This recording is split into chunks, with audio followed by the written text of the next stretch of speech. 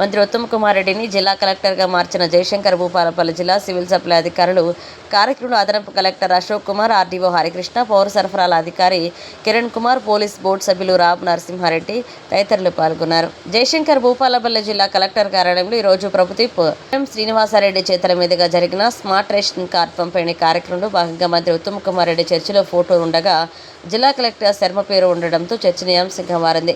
ఫ్లెక్సీపై మంత్రి ఫోటో ఉండి కింద జిల్లా కలెక్టర్ రాహుల్ సింహం పేరు ఉండడంతో అధికారులు, ప్రజలంతా ఆసక్తిగా చూస్తున్నారు. సివిల్ సప్లై అధికారులు నిర్లక్ష్యం వల్లే జరిగిందంటున్నారు. మన తెలంగాణ ప్రభుత్వము ఇటీ స్మార్ట్ రేషన్ కార్డు డిస్ట్రిబ్యూషన్ చేయాలని సంకల్పం చేయడం కూడా ఎంతో గొప్పమైన విషయం.